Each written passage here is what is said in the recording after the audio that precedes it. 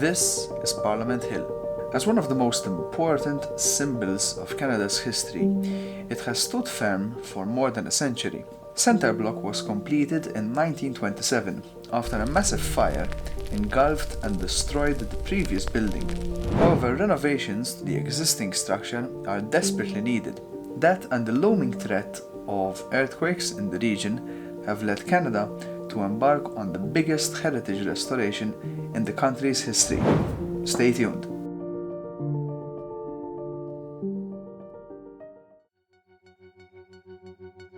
Canada's Parliament Complex, better known as Parliament Hill, is situated on the southern bank of the Ottawa River in Ontario.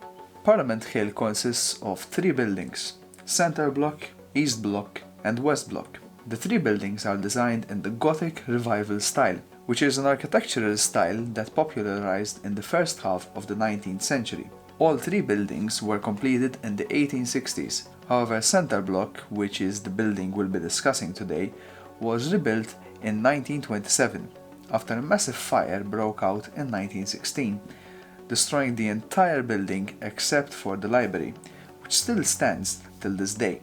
Centre Block is home to the House of Commons, Senate Chamber, along with various offices and ceremonial rooms. Over the lifespan of 100 years of service to Canadian politics, Centre Block is in desperate need of some tool-loving care.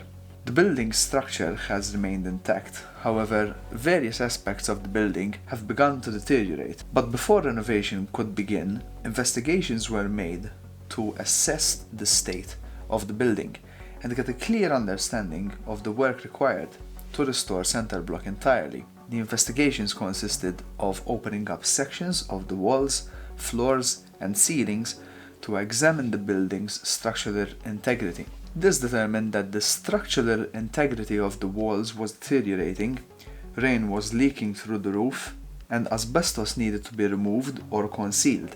Furthermore, safety, accessibility, and security systems were severely outdated, and seismic protection needed to be modernized. Quite a handful, guys. From the drone shots, it's pretty difficult to miss the massive pit overlooking the facade of Centre Block. Over a span of 3 years, approximately 40,000 trucks of bedrock were excavated, resulting in a 23-meter deep pit stretching the entire length of Centre Block's facade. This massive area will be home to the Parliament Welcome Centre. This is part of Canada's plan to improve the experience for visitors, while also providing more office space and rooms for the various entities and delegations working in the complex. The new Welcome Centre will be connected to the East and the West blocks to provide better connectivity for both visitors and workers alike. But in my opinion, the most interesting part of the construction is that excavation will continue underneath Centre Block itself. The Welcome Centre will extend under the building and have connections to the existing building in various locations. To excavate under Centre Block, a temporary structure was constructed to support the existing structure while excavations are underway. Remember I mentioned the seismic protection? Well, that's another reason why the team excavating this massive pit. You see, Centre Block's location is in an active earthquake zone, and the original structure wasn't really equipped with the necessary protection against earthquakes that do sometimes occur in this region.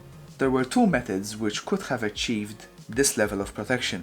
The first consisted of increasing the structural integrity of the existing building. This would have been achieved by increasing the reinforcements of the steel and stone structures. However, engineers went for an alternative, a faster, cheaper, and far simpler solution: base isolation. The way this works is by separating Centre Block from the bedrock foundation underneath it. Between them, massive shock absorbers are placed, 560 of them to be exact. This massive engineering feat will help Centre Block withstand magnitude 6 earthquakes. It's an extremely important task as Centre Block's structure is relatively stiff, and a stiff building doesn't have much capacity to withstand lateral loads when the ground it sits on shakes back and forth. You see, when the earth shakes, the isolators absorb the loads acting on the building and prevent the structure from being shaken laterally. Center block will eventually balance on a sophisticated multi-layered suspension system. The building will sit on a strong structural grid constructed of steel and reinforced concrete. Crews will dig a trench around the building, providing a gap to accommodate its movement. The moat, as it's called, is designed to allow as much as 20 centimeters of movement in any direction. Once completed, the moat will be buried and landscaping will hide it almost completely. Utilities like water, gas, sewage, and hydro will cross into the moat using flexible connections. Pretty neat. Work on the interior has been in full swing. Stained glass windows, wood panels, marble frescoes, and murals are being renovated extensively throughout the building's 6 stories. Historically important artifacts such as paintings, chandeliers, and painted linen ceilings are being carefully removed to protect them during the restoration. The facade's restoration is also underway.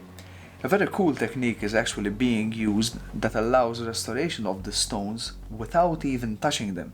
You see, a large portion of center block's facade is being cleaned and restored by lasers. It's an innovative method that enables stonemasons to clean and bring back to life the stones without scrubbing with water or hazardous chemicals, essentially vaporizing the dust and particulates on the stone.